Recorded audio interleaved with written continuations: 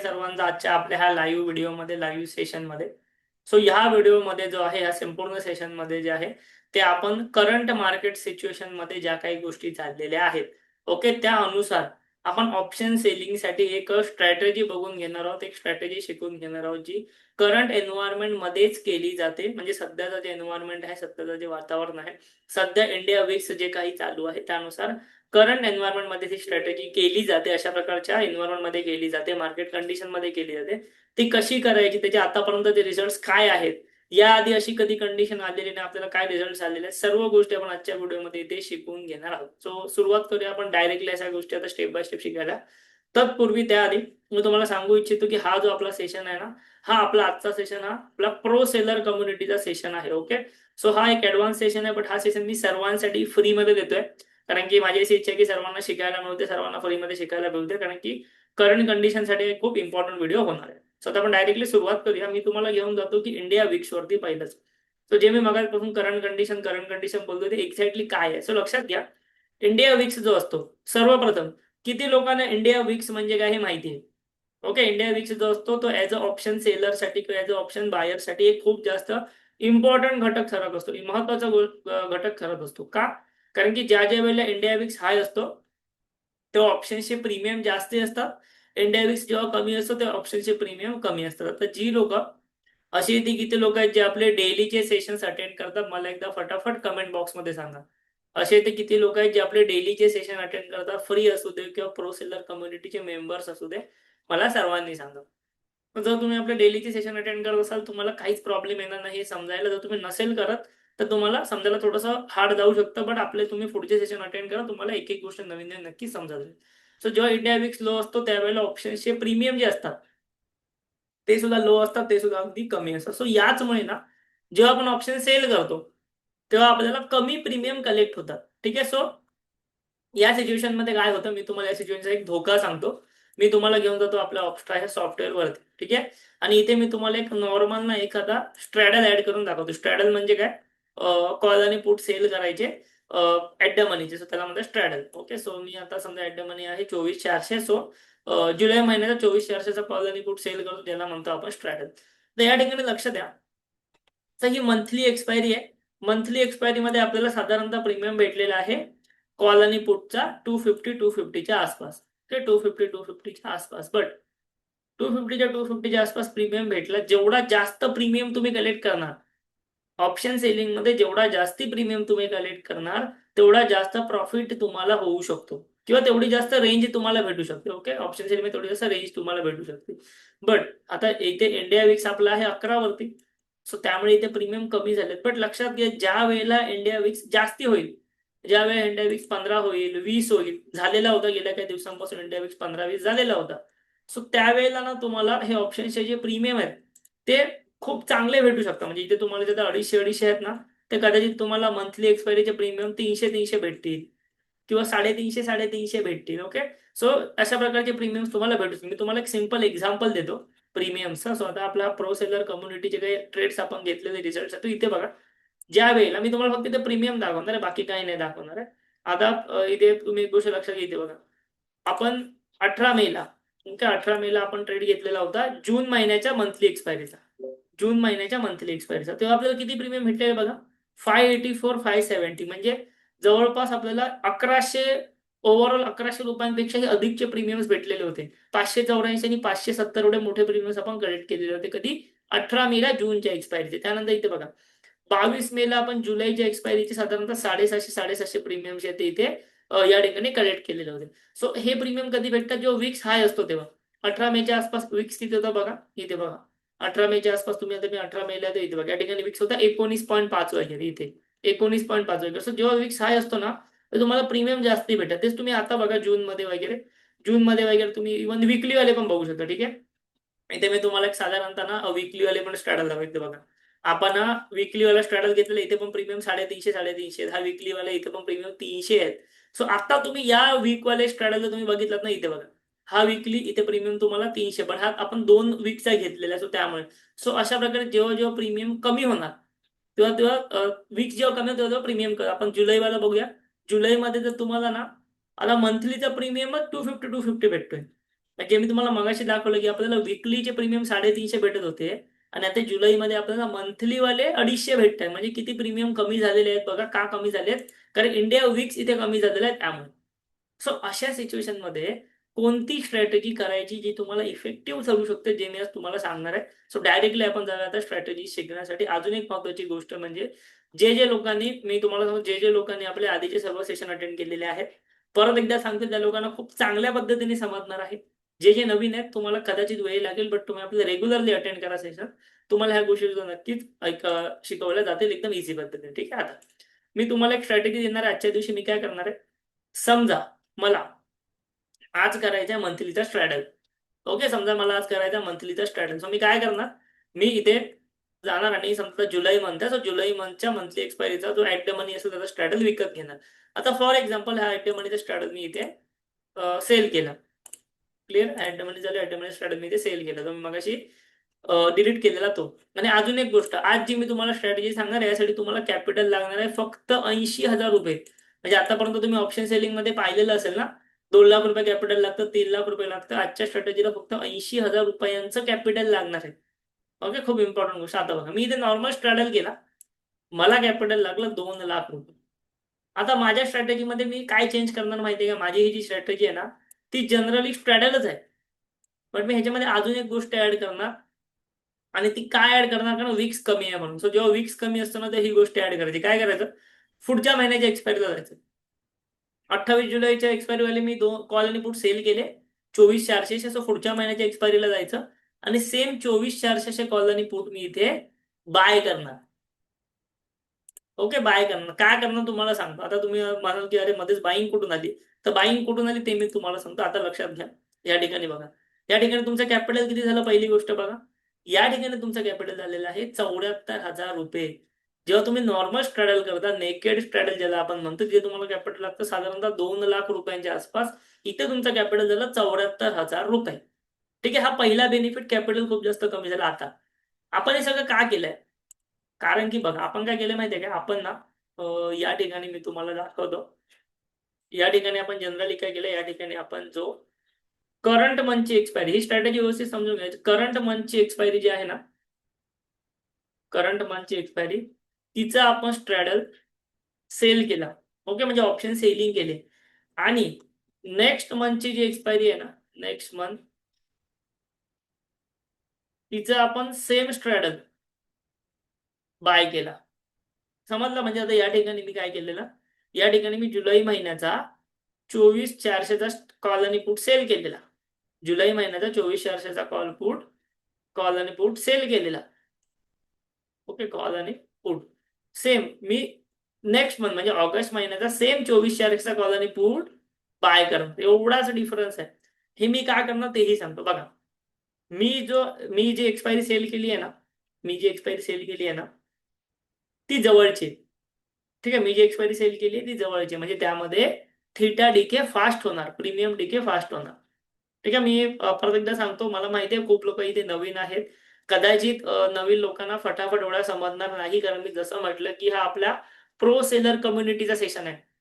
आपली जी pro seller community आहे, ज्यामध्ये लोकांनी पे केलेले आहे, पैसे भरलेले आहेत, त्यांच्यासाठीचा हा मी सेशन घेतोय. सो त्या लेवलचा मी तशा प्रकारे सेशन घेण्याचा प्रयत्न करतो. नो डाऊट मी तुम्हाला इझिली सांगण्याचा प्रयत्न करतोय, जे पण नवीन आहे त्यांच्यासाठी. बट एकदम मला आई शून्यापासून शिकवणं नाही येणार इथे ह्या सेशनमध्ये. सो तुम्ही थोडंसं कन्सिडर करू शकता की मी इथे जे एक्सपायरी सिलेक्ट केलेली आहे ना सेल करण्यासाठी, ती जवळची एक्सपायरी, ज्यामध्ये थीटा डीके फास्ट होणार.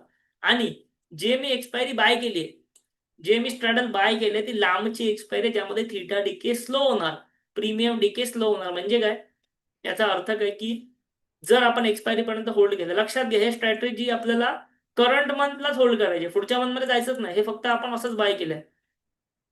ओके, हे असंच बाय केलंय, स्ट्रॅटेजी करंट मंथचीच आहे. सो करंट मंथ मध्ये ना ऑप्शनचे हे जे प्रीमियम आहेत ना, जे काय तुम्हाला 250 प्रीमियम रिसिव्ह झाले, ते खूप जास्त ड्रॉप होणार आहेत. बट नेक्स्ट मंथचे प्रीमियम तेवढ्या मोठ्या प्रमाणात ड्रॉप होणार नाहीत. मी तुम्हाला त्या परत एकदा ग्राफवरती नेऊन दाखवतो. मी काय म्हणतोय की जे तुम्ही सेल केले ना प्रीमियम, ते खूप मोठ्या प्रमाणामध्ये ड्रॉप होणार आहेत जर मार्केट इथेच राहिलं तर, कारण ते करंट मंथची एक्सपायरी आहे. आणि हे जे 2 प्रीमियम आहेत ना, हे पुढच्या मंथचे आहेत. सो हे एवढ्या मोठ्या प्रमाणात ड्रॉप नाही होणार. ठीक आहे. त्याच्यामध्ये थीटा जो आहे थीटा डीके होणार, दोघांमध्येही थीटा डीके होणार, पण यामध्ये कमी होणार, यामध्ये जास्ती होणार.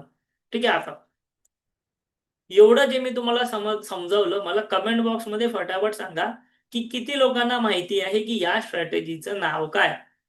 ही स्ट्रॅटेजी मी आपल्या युट्यूब चॅनलवरती बऱ्याचदा शिकवलेली आहे. किती लोकांना माहिती आहे या स्ट्रॅटेजीचं नाव काय, या स्ट्रॅटेजीला काय म्हणतात. ठीक आहे. मला फटाफट कमेंट बॉक्समध्ये सांगा. आणि हेही सांगा की मी एवढा उपअध्याय कशासाठी केला. तुम्ही आता म्हणाल की अरे हे नेक्स्ट मंथचे आपण का बाय केले, आपण सेम मंथचे हेजेस पण बाय केले असते ना, बरोबर की नाही. सेम मंथचे आपण 20-20 रुपयेवाले, 50-50 रुपयेवाले हेजेस जरी बाय केले असते ना, तरी पण आपल्याला कॅपिटल कमी लागलं असतं. सो आपण नेक्स्ट मंथवाले का बाय केले, कोण मला सांगू शकेल. मी तुम्हाला वेळ देतो, कोण मला सांगू शकेल का, फटाफट सांगा. ठीक आहे. की आपण नेक्स्ट मंथवाले ऍट द मनीचं कॉल आणि पुट का बाय केले, करंट मंथात आपण हेजेस छोटे छोटे का नाही बाय केले. ठीक आहे. मी ऑलरेडी सांगितलेलं होतं खूप आधी, कोणाला आठवत असेल फटाफट मला कमेंट बॉक्समध्ये सांगा, मी तुम्हाला वेळ देतो.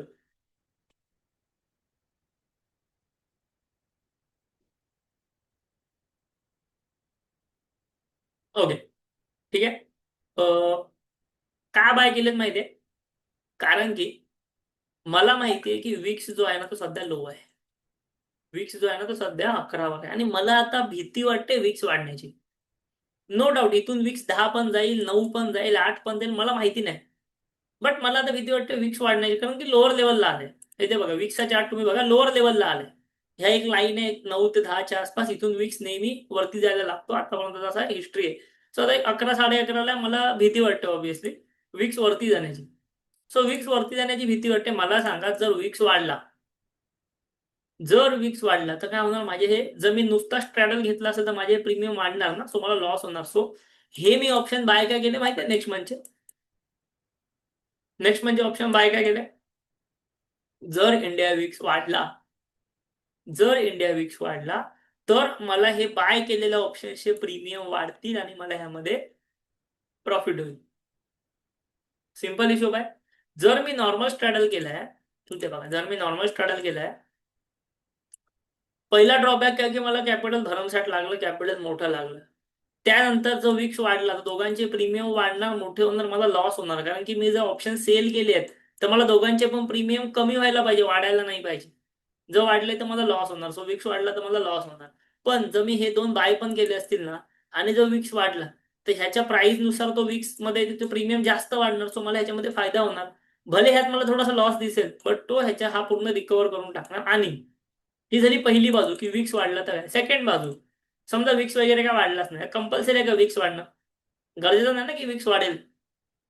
सो आता समजा वाढणं कंपल्सरी नाही, विक्स समजा नाही वाढला, मी तुम्हाला जसं म्हटलेलं ऑप्शन सेलिंग शिकवताना की बाबा मला मार्केटमधलं काही येत नाही, मला मार्केटमधलं काही समजत नाही, माझा काही मार्केटमध्ये व्ह्यू नसतो पर्सनली, सो म्हणून मी ऑप्शन सेलिंग करतो. सो असं समजा की मला मार्केटमधलं काही नाही माहिती, विक्स मध्ये काय होणार मला काही नाही माहिती. ठीक आहे. आता समजा विक्स तसाच राहिला, गरजेचं नाही की विक्स वाढलाच पाहिजे, विक्स तसाच राहिला तर काय होईल बघूया. विक्स वाढला तर काय होणार हे मी तुम्हाला सांगितलं, तर विक्स तसाच राहिला तर काय होईल बघूया. ठीक आहे. आता विक्स तसाच राहिला ना, तर ऑब्व्हियसली सगळ्यांचे प्रीमियम कमी होतील, कारण की थीटा डीकेमुळे सगळ्यांचे प्रीमियम कमी होतील. पण त्यातल्या त्यात हा जो नेक्स्ट मंथचे ऑप्शन्स आहेत ना, ते थोडे स्लो डीके होणार, आणि करंट मंथचे ऑप्शन थोडेसे फास्ट डीके होणार, फास्ट मेल्ट होणार. तुम्ही मला सिंपल गोष्ट सांगा, आपण एक्सपायरीच्या दिवशी बरेचसे लोक ट्रेडिंग करतो, बरोबर. एक्सपायरीच्या दिवशी आपण ऑप्शन सेलिंग करतो जनरली. सो समजा आता मंगळवारच्या दिवशी एक्सपायरी असते. मंगळवारच्या दिवशी त्या एक्सपायरीचा ट्रेड जर तुम्ही ऑप्शन सेल केला, सेम डेच्या एक्सपायरीच्या ऑप्शन जर सेल केला, आणि नेक्स्ट वीकच्या एक्सपायरीच्या ऑप्शन जर सेल केला, तर कोणता ऑप्शन सगळ्यात फास्ट मेल्ट होणार आहे. सेम डे एक्सपायरी वाला ऑप्शन फास्ट मेल्ट होणार की नेक्स्ट वीक एक्सपायरी वाला, नेक्स्ट मंथ एक्सपायरी वाला ऑप्शन फास्ट मेल्ट होणार, फटाफट सांगा. ऑब्विस आता इथे एकदम बेसिक गोष्ट आहे की बाबा ज्या दिवशी एक्सपायरी तेच ऑप्शन फटाफट मेल्ट होणार. सो सेम लॉजिक इथे आहे.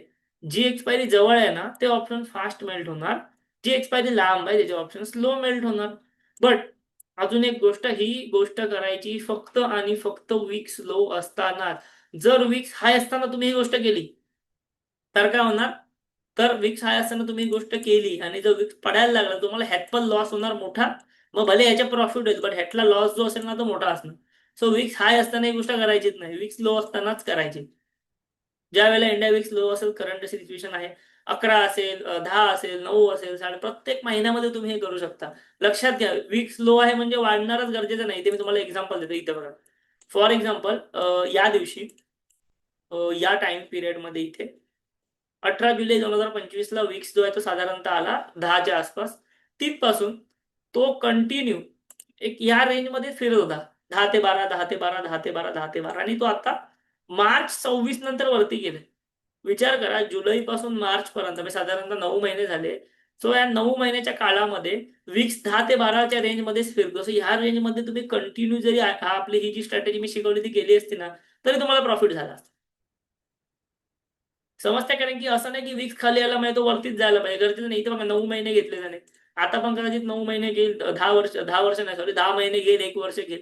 आपल्याला काय माहिती नाही काय होऊ शकतं. सो त्यामुळे आपण सिंपल कॅलेंडर करायचं, म्हणजे दोन्ही साईडने आपण सेफ आहोत. बाबा विक्स नाही वाढलं, चल मला माझ्या स्ट्रॅडलचा प्रॉफिट भेटेल. कॅलेंडर मध्ये थोडंसं इथे नेक्स्ट नेक्स्ट मंथच्या ऑप्शन मध्ये थोडासा लॉस होईल, ते ठीक आहे. बट आणि जर विक्सचं वाढलाच तर मला ह्याच्यामध्ये प्रॉफिट होईल. ही जी स्ट्रॅटेजी हिला म्हणतात कॅलेंडर. ओके, हिला म्हणतात कॅलेंडर स्ट्रॅटेजी. कॅलेंडर मध्ये काय असतं, कॅलेंडर म्हणजे ना ऍक्च्युली 2 प्रकारच्या स्ट्रॅटलचं ऍडिशन असतं. बरेचसे लोक कॅलेंडर एका काही वेगळी स्ट्रॅटेजी म्हणून तुम्हाला सांगते. कॅलेंडर एकदम सोपं असतं. कॅलेंडर पहिलं म्हणजे काय असतं, कॅलेंडर असतो एक शॉर्ट स्ट्रॅडल आणि एक लॉंग स्ट्रॅडल. लॉंग स्ट्रॅडल म्हणजे काय, जो स्ट्रॅडल तुम्ही बाय केलाय तर लॉंग स्ट्रॅडल. इथे बघा, या ठिकाणी तुम्ही नेक्स्ट मंथ वाला स्ट्रॅडल बाय केला, याला म्हणतात लॉंग स्ट्रॅडल. आणि हा तुम्ही सेल केला, याला म्हणतात शॉर्ट स्ट्रॅडल. म्हणजे कॅलेंडर म्हणजे काय, in short, calendar is equal to long straddle पर शॉर्ट स्ट्रॅडल. बट हा शॉर्ट स्ट्रॅडल जो असेल तो असणार जवळचा, नियर एक्सपायरीचा. लॉंग लॉंग असणार तो असणार लांबचा, लॉंग एक्सपायरीचा. एवढाच फरक आहे याच्यामध्ये, बाकी काही रॉकेट सायन्स नाही. किंवा आता अजून एक गोष्ट ह्याच्यामध्ये ना, अजून एक गंमत असते कॅलेंडरमध्ये, कधी तुम्हाला माहिती नसेल, बट मी तुम्हाला जसं आधी म्हटलं की ऍडव्हान्स सेशन आहे. जर विक्स वाढायला लागला, आता हे तुमचे जे ब्रेक इव्हन पॉईंट्स आले आहेत ना, हे तुमचे ब्रेक इव्हन्स आहेत. जर इंडिया विक्स वाढायला लागला तर तुमचा हा जो मॅक्झिमम प्रॉफिट आहे ना, तो पण वाढणार. आता इथे तुम्हाला मॅक्झिमम प्रॉफिट दिसतोय 19,000 रुपये. बट ट्रस्ट मी, जर इंडिया विक्स वाढला, मी तुम्हाला हे करून दाखवणार. आता बॅक टेस्टिंग मध्ये मी तुम्हाला करून दाखवणार, जर इंडिया विक्स वाढला ना तर तुमचं मॅक्झिमम प्रॉफिट पण वाढणार. ते 19,000 ना, ते 29,000 होईल, 39,000 रुपये होईल. कारण की इंडिया विक्स वाढला की प्रीमियम वाढता, प्रीमियम वाढला म्हणजे तुमचे पैसे कमवण्याचे चान्सेस वाढले. आणि मी तुम्हाला जसं म्हटलंय की हे ऑप्शन जे बाय केले ना, तुम्ही अनलिमिटेड पैसे कमवू शकता विक्स वाढत गेला तर. ठीक आहे. सो खूप चांगली स्ट्रॅटेजी, खूप माझी फेवरेट स्ट्रॅटेजी, मी ही बऱ्याच वेळेला करतो. आता हा, गेल्या काही दिवसांपासून विक्स हाय होता, त्यामुळे हे करण्याचा काही मतलब नव्हता. इथे काही त्याच्यामध्ये चान्सच नव्हता विक्स हाय असताना. बट विक्स लो गेला तर तुम्ही ही स्ट्रॅटेजी करू शकता. ठीक आहे. सो आता इथपर्यंत तुम्हाला एक स्ट्रॅटेजी कळलेली आहे. याच्यामध्ये काहीच हार्ड नाही, फक्त आपण जे नॉर्मल स्ट्रॅडल करायचं तिथे एक लॉंग स्ट्रॅडल ऍड करायचा नेक्स्ट मंथचा, एवढंच. सर्वांना ही स्ट्रॅटेजी इथपर्यंत समजलेली आहे का, मला कमेंट बॉक्स मध्ये फटाफट सांगा. ठीक आहे. सर्वांना समजलेलं आहे. आता आपण जाऊया थोडंसं पुढे. आता एक गोष्ट लक्षात घ्या, जे लोक लेट आले त्यांना मी ऑब्व्हियसली पहिल्यापासून नाही सांगू शकत. परत आपल्याला थोडा टाइम जाईल. सो जे लोक पहिल्यापासून आहेत त्यांच्या वेळेची किंमत न केल्यासारखं होईल. ते सिंपल शब्दात सांगतो, इथे आपण काय केलंय, करंट मंथच्या एक्सपायरीचा स्ट्रॅडल सेल केलाय, नेक्स्ट मंथच्या एक्सपायरीचा स्ट्रॅडल बाय केलाय. जे तुम्ही ऑप्शन सेल करणार तेच ऑप्शन नेक्स्ट मंथ बाय करायचे. अशा प्रकारे आपली कॅलेंडरची स्ट्रॅटेजी होते. ओके. आता ही लो विक्स एन्व्हायरमेंटसाठी सगळ्यात भारी असते, सगळ्यात बेस्ट असते. एवढं. आता जाऊया पुढे. पुढे गेल्यानंतर आता आपल्याला ही स्ट्रॅटेजी बॅक टेस्ट करून बघायची की बाबा, जर ह्या स्ट्रॅटेजीमध्ये 74,000 रुपीजचं कॅपिटल लागत असेल, आपण असं पकडूया 80,000चं लागतं. सो ह्यामध्ये आपलं रिस्क मॅनेजमेंट किती ठेवायचे, रिवॉर्ड किती ठेवायचं, काय किती ठेवायचं. सो ह्याच्यामध्ये मी एकदम सिंपल गोष्ट तुम्हाला सांगतो, या स्ट्रॅटेजीमध्ये ऍडजस्टमेंट वगैरे करायच्या भानगडीमध्ये पडायचं नाही. या स्ट्रॅटेजीमध्ये आपण मॅक्झिमम लॉस घेणार आहोत 5% आणि मॅक्झिमम प्रॉफिट घेणार आहोत या ठिकाणी ओव्हरऑल कॅपिटलच्या 10%च्या आसपास. ओके. 1:2 चा रिस्क टू रेशो आपला असणार. मॅक्झिमम लॉस घ्यायचा 5% म्हणजे झालं किती, 4,000 रुपये. आणि मॅक्झिमम प्रॉफिट घ्यायचा 10% झालं किती, 8,000 रुपये. तुम्ही मॅक्झिमम प्रॉफिट जास्तही घेऊ शकता, बट जनरली आपण 10% आलं की बाहेर पडायचं. ठीक आहे. सुरुवात करूया. आता मी तुम्हाला एक स्ट्रॅटेजी बॅक टेस्ट करून दाखवतो. बट बॅक टेस्ट करताना मी तुम्हाला जसं म्हटलं की बाबा, जेव्हा लो विक्स एन्व्हायरमेंट असणार तेव्हाच मी करणार. जेव्हा लो विक्स एन्व्हायरमेंट असणार तेव्हाच मी करणार.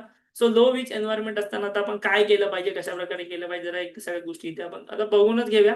ओके. ठीक आहे.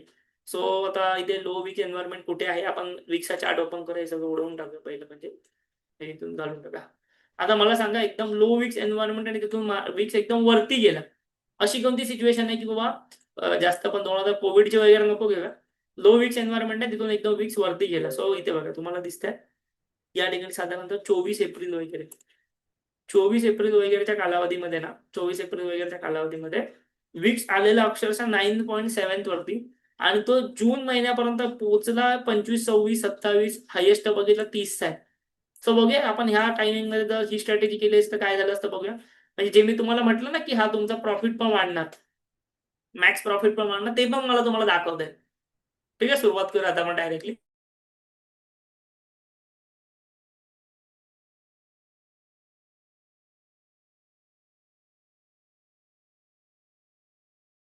ओके, आता इथे आपण आलेलो आहोत बॅक टेस्टिंग वरती. या सॉफ्टवेअर वरती मी बॅक टेस्टिंग करतो. सो इथे कोणता दिवस होता?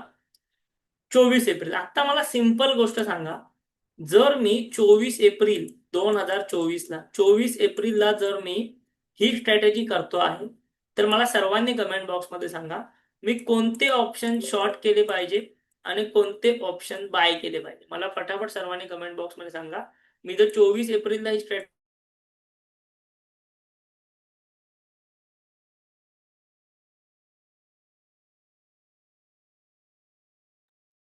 ओके, एवढंच मला कमेंट बॉक्समध्ये सांगा फटाफट. ओके, इथे बघा, जर मी 24 एप्रिलला ही स्ट्रॅटेजी करतोय ना, तर मला नियर एक्सपायरी म्हणजे नियर मंथली एक्सपायरीचे ऑप्शन सेल करायचे. सो मी काय करणार, मे महिन्याचे ऑप्शन सेल करणार, मे महिन्याचा शॉर्ट स्ट्रॅडल करणार आणि जून महिन्याचा लॉंग स्ट्रॅडल करणार. बरोबर. एप्रिलचं मी काय नाही करणार, एप्रिलला तर किती दिवस राहिले. सो मेचा शॉर्ट स्ट्रॅडल, जूनचा लॉंग स्ट्रॅडल. बरोबर. स्वतः जाऊया फटाफट. पहिलं म्हणजे आपल्या 2024 मध्ये इथे जावं लागणार. 2024 मध्ये एप्रिल महिना. आता हे मी बॅक टेस्टिंग करतो, सो हे मला सॉफ्टवेअर येतं म्हणून मी फटाफट करतोय. तुम्हाला कदाचित शिकावं लागू शकतं. ठीक आहे. 24 एप्रिल, आणि इथे आपण नेहमी ना एक 9:30च्या आसपास एंट्री घ्यायची, लगेच मार्केट उघडलं नाही घ्यायची. आणि इथे मी एक्सपायरी पहिली सिलेक्ट करतो 2024 मे ची. ठीक आहे, मे ची एक्सपायरी सिलेक्ट केली. हा, इथे बघा, मे ची एक्सपायरी सिलेक्ट केली. आता पहिली गोष्ट म्हणजे मला काय करायचं, पहिलं म्हणजे मला शॉर्ट स्ट्रॅडल मारायचं. ओके, शॉर्ट स्ट्रॅडल मारताना बट मी तुम्हाला काही गोष्टी सांगतो. इथे बघा, या ठिकाणी ऑब्विसली ऍट द मनी म्हणजे काय, जिथे प्रीमियम ऑलमोस्ट सेम असतील तर तुम्हाला साधारणतः ऍट द मनी होतो. तुम्ही जर वेगळी एक्सपायरी घेतली, थोडंफार तुम्हाला कमी जास्त दिसू शकतो. सो इथे या ठिकाणी मला प्रीमियम थोडेफार सेम दिसत आहेत. सो ह्या मी मला ऍट द मनी मानतो आणि इथे हा स्ट्रॅडल इथे घेतो. ठीक आहे. किंवा तुम्हाला इथे राऊंड फिगर घ्यायचंय तर 22,500 पण तुम्ही इथे घेऊ शकता इझिली. ठीक आहे, मी 22,500 घेतो म्हणजे राऊंड फिगर होईल. हा स्ट्रॅडल मला सेल करायचा आहे. बरोबर. पहिला जो आहे ऍट द मनीचा स्ट्रॅडल मला सेल करायचा. त्यानंतर नेक्स्ट मंथ म्हणजे जून महिन्यामध्ये जाणार. सो इथे मी एक्सपायरी सिलेक्ट करतो जूनची. जूनची मंथलीच करायची, आता वीकली वगैरे कोणी विचारू नका, मंथलीच करायची. सिंपल. जूनची किती आहे, 22,500 आपण केल्या ना इथे. ठीक आहे. सो सेम 22,500 ला आपण बाय करणार आता. मे मध्ये आपण 22,500 सेल केले, जून मध्ये आपण 22,500 बाय करणार. प्रीमियम कमी जास्त दिसणार नो डाऊट, कारण की महिना वेगळा, सो ऍट द मनी तिथे चेंज होत राहतात फ्युचरच्या व्हॅल्यू प्रमाणे. आता ही स्ट्रॅटेजी ते बनली. आता ना व्यवस्थित बघा, या वेळेला विक्स आहे 10, म्हणजे साधारणतः 10च्या आसपास विक्स आहे. आणि आपण ऑलरेडी ग्राफ मध्ये बघितलंय की विक्स वाढत गेलाय.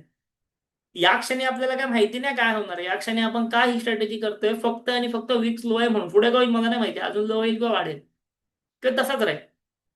ठीक आहे. आता इथं कॅपिटल इथे दिसत नाही, पण कॅपिटल तुम्हाला माहिती साधारणतः 80,000 रुपयाचं कॅपिटल लागलं, ज्यात आपली 4,000ची रिक्स आहे. आणि एक तर आपण 8,000चा प्रॉफिटचं टार्गेट ठेवू शकतो 10% प्रमाणे, किंवा किंवा जे मॅक्स प्रॉफिट आहे त्याच्या 50% टार्गेट ठेवायचं. बट लक्षात घ्या, हे मॅक्स प्रॉफिट वाढतच जाणार, कारण की इंडिया विक्स वाढत चाललंय. सो रेंज पण तुमची वाढत जाणार. इथे बघा, ही रेंज आहे ना, डोक्यामध्ये ठेवा मी काय सांगतोय. ब्रेक इव्हन आहेत 22,175, 22,893. ओके, आता ही ब्रेक इव्हन आणि रेंज कशी वाढत जाते बघूया, मजा बघूया. ठीक आहे. बॅक टेस्टिंग करूया, एक एक दिवस पुढे जाऊया. एक मिनिट, मी थोडीशी स्क्रीन मध्ये करतो छोटी, आणि इथे आपण जाऊया पुढे. इथे बघा, एक दिवस पुढे गेलो. या ठिकाणी तुम्हाला माझा पीएनएल वगैरे दिसतोय. इथे बघा, या ठिकाणी तुम्हाला माझा पीएनएल वगैरे दिसणार. 400 रुपये मला एका दिवसामध्ये प्रॉफिट. मी थोडा थोडा फटाफट पुढे जाईल, कारण माझं प्रॉफिट टार्गेट किती आहे लावलेल्या कॅपिटलच्या 10%. इथे बघा,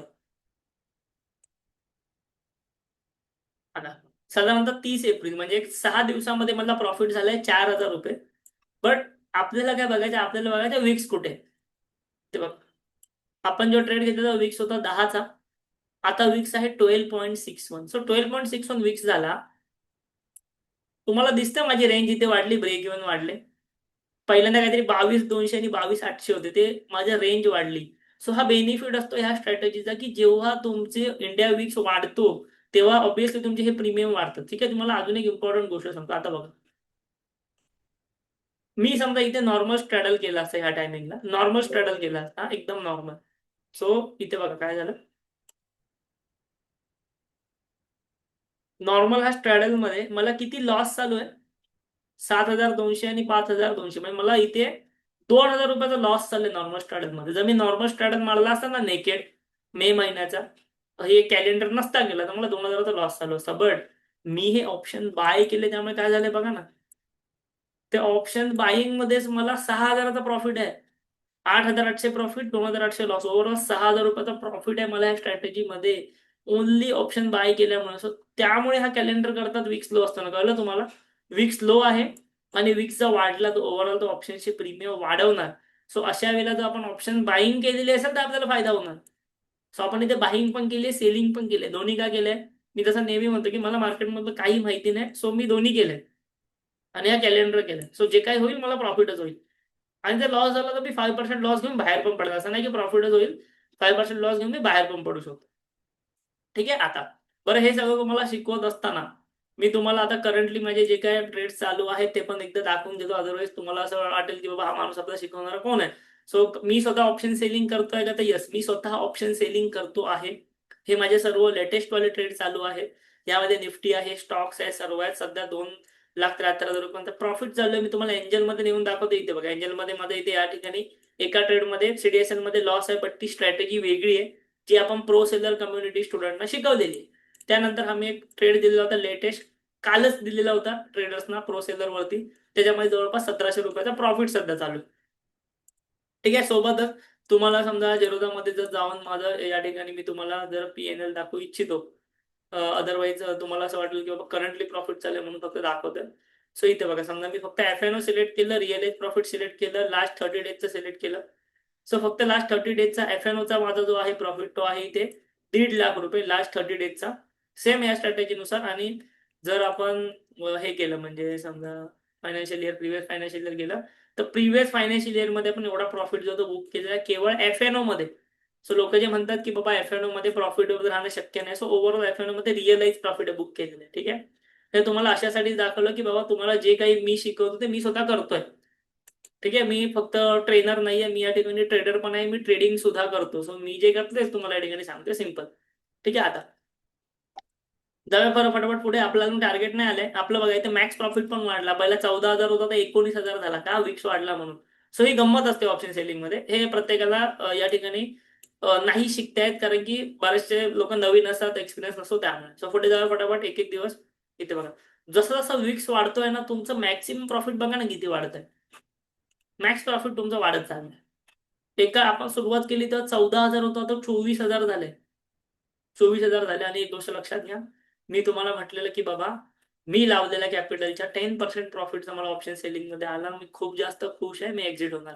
मी लावलेलं कॅपिटल ह्या ट्रेड मध्ये होतं 80,000 रुपये. मला या ठिकाणी प्रॉफिट भेटतो आहे 10,000 रुपयांचा. मी या ठिकाणी सिंपल एक्झिट होणार. माझ्या इथे ओव्हरऑल 12.5%चा प्रॉफिट झाला. मी या ठिकाणी एकदम खुश होणार, एक्झिट होणार, कारण की मी फक्त 9 दिवस मार्केटमध्ये राहिलो. 9 दिवस मार्केटमध्ये राहिल्यानंतर मला 12.5% प्रॉफिट होता ऑप्शन सेलिंग मध्ये. आपण या ठिकाणी सिंपल एक्झिट व्हायचं, सिंपल रूल. ठीक आहे. आपण ट्रेड घेतला विक्स 10चा असताना. विक्स सध्या आहे साधारणतः 14च्या आसपास. विक्स मध्ये वाढ झाली आहे 30 ते 40%ची. तुम्ही जर कोणाला म्हटलात ना की बाबा मी इंडिया विक्स मध्ये 30 ते 40%ची वाढ झाली मी ट्रेड घेतल्यावर, पण तरी पण माझी ऑप्शन सेलिंग प्रॉफिट मध्ये आहे, तर लोक तुम्हाला वेडेट करणार. बट यस, आपण प्रॉफिटेबल राहू शकतो, कारण की आपण कॉम्बिनेशन केलंय. परत एकदा बघा इथे, मी नुसता जर स्ट्रगल केला असता ना, नुसता सेल केला असता, तर मला 2,000चा लॉस आहे इथे पण. बट या एका लॉंग स्ट्रॅडल मध्ये मला जवळपास 12,000 रुपयांचा प्रॉफिट आहे. सो हा बेनिफिट असतो ऑप्शन सेलिंग आणि बाईंग एकत्र केल्याचा. ओके. सो आता आपण सेकंड टेस्टिंग करतो सो आपण ते पण इथे बघून घेऊ की आपण बाबा कोणता टाइम घेतला पाहिजे. इथे बघा असा आपण कोणता इथे विक्स आहे की जो खाली आला आणि खालीच राहिला. सो ते पण आपण बघूया की फॉर एक्झाम्पल आता हे बघा हा कम्प्लीट जो रेंज आहे ना इथे विक्स कम्प्लिटली खाली आला खालीच राहिला. समजा मी हा एक टाइम घेतो इथे जिथे विक्स आला आणि अजून खाली गेला. मी तुम्हाला मागाशी कोणतं एक्झाम्पल दाखवलं विक्स आला आणि एकदम वर गेला. आता मला असं एक्झाम्पल घ्यायचं की विक्स आला आणि अजून खाली गेला. सो हा कोणता तरी दिवस घेतो साधारणतः मी कोणता घेऊ मी दिवस इथे समजा हा बघ 8 डिसेंबर घेऊया ठीक आहे. सो आता इथे मी 8 डिसेंबरचा दिवस घेतो या ठिकाणी आणि 8 डिसेंबरचा दिवस घेऊन ते बॅक टेस्टिंग करायला जातो. 8 डिसेंबर 25 आहे बरोबर. सो 8 डिसेंबर 25 आहे. जास्त मला लांब जायचं नाहीये. ओके आता या ठिकाणी मी डिसेंबर महिन्याचाच ट्रेड घेऊ शकतो किंवा जानेवारीचा घेऊ शकतो काही हरकत नाही. किंवा समजा तुम्हाला एकदम लेट जायचं असेल तर 8 डिसेंबर पेक्षा आपण एक काम करू 10 डिसेंबर 11 डिसेंबर किती पण घ्या कारण की मला थोडीशी तुम्हाला 1-2 महिन्यावाली एक्सपायरी पण दाखवायची. ओके कारण 8 डिसेंबर सेम महिन्यावाली थोडीशी रिस्की असू शकते. सो 4 दिवस पुढे जाऊ हरकत नाही. 15 डिसेंबर जाऊ चला 15 डिसेंबर जाऊ आणि इथे मला एक्सपायरी सिलेक्ट करायची पहिले म्हणजे जानेवारीची. ओके जानेवारी 26 सो 30 जून नाही 30 जानेवारीच्या आसपास मला एक्सपायरी सिलेक्ट करायची आहे. 1 मिनिट. ओके इथे बघा आलेली एक्सपायरी 27 जानेवारी 26. पहिलं म्हणजे काय करायचं मला ऑप्शन शॉर्ट करायचे 2. सो इथे मी आलो ऑप्शन शॉर्ट करायला गेलो. किती प्राइस भेटते मला इथे बघा 26,200. सो मी इथे 26,200 शॉर्ट केले आणि सेम फेब्रुवारी महिन्याचे 26,200 मी इथे बाय करणार. सो इथे फेब्रुवारी महिना मी सिलेक्ट केला आणि 26,200 मी बाय करणार.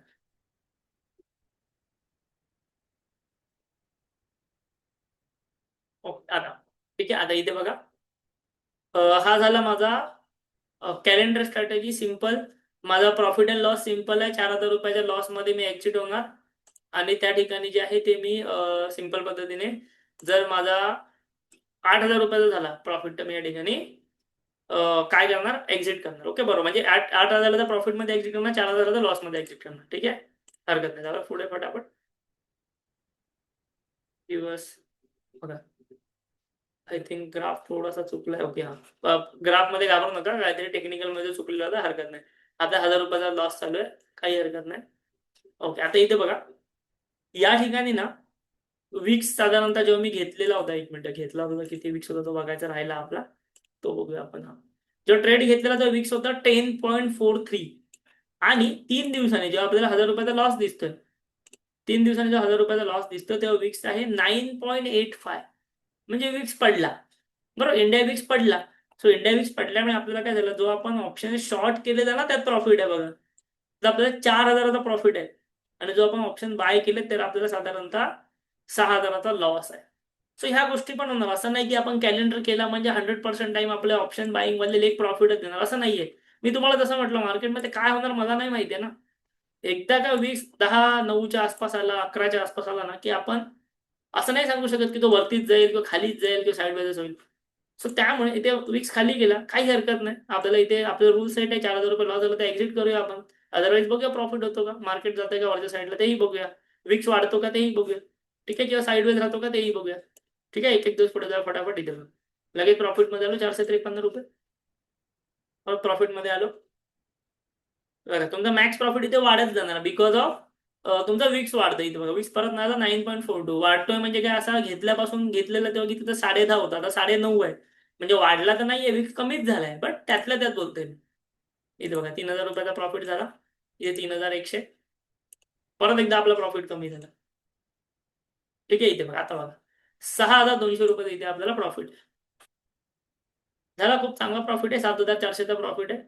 9,100 मी तुम्हाला काय म्हटलेलं आपलं टार्गेट काय आपलं टार्गेट आहे आपण जेवढं कॅपिटल लावतो त्याच्यात 10% आपले आले की एक्झिट करायची. इथे आपण 80,000 रुपयाचं कॅपिटल लावलंय मला 8,000 रुपयाचं टार्गेट होतं आणि 4,000 रुपयाचा स्टॉप लॉस होता. 4,000चा स्टॉप लॉस होता. 4,000चा स्टॉप लॉस तर आला नाही. तर मी 8,000च्या टार्गेटचा वेट केला 9,100 रुपये मला आले. मी या ठिकाणी सिंपल पद्धतीने बाहेर पडणार आणि हे टार्गेट मला किती दिवसात झालं साधारणतः मला 20 दिवसात झालं. सो 20 दिवसामध्ये मी 10%चं रिटर्न ऑन इन्व्हेस्टमेंट घेतलं ऑप्शन सेलिंग मध्ये ही खूप मोठी गोष्ट झाली. ठीक आहे. सो अशा प्रकारे तुम्ही कॅलेंडर करू शकता. कॅलेंडरमध्ये तुम्ही अशा प्रकारे तुमचा फायदा करून घेऊ शकता. आणि ही स्ट्रॅटेजी वीक्स लो असताना जर तुम्ही केली आणि जर वीक्स वाढलं तुम्हाला चांगला प्रॉफिट. इथे बघा ओव्हरऑल तुम्ही पाहाल ना, ओव्हरऑल तर तुमचा शॉर्ट स्ट्रॅडलच प्रॉफिटमध्ये आहे. ओव्हरऑल शॉर्ट स्ट्रॅडलच प्रॉफिटमध्ये आहे तुमचा. हा तुमचा लॉसमध्ये गेलाय, बट आपल्याला ओव्हरऑल बघायचे. आता तुम्ही इथे फक्त असं नका बघू. काही लोक म्हणतील अरे हा उगाच घेतला, मग ऑप्शन बाईंग उगाच केलं. मग मगाच्या एक्झाम्पल मध्ये उगाच केलेलं का? नाही, मगाच्या एक्झाम्पल मध्ये फायदा झाला आपला. आणि प्लस हे पण लक्षात घ्या की ही ऑप्शन बाईंग केल्यामुळे तुमचे किती पैसे वाचतायत. 2 लाख रुपये तुम्हाला लागतात एका ट्रेडसाठी, जे लागतात आता फक्त 73-74 हजार. का? कारण की ह्याच्यामुळे. सो हा पर्टिक्युलर हे जे 2 लेग्स आहेत, हे ऑप्शन बाईंगचे तुमचे कॅपिटल पण वाचवत आहे, प्लस तुम्हाला बेनिफिट पण करून देत आहे विक्स वाढला तर.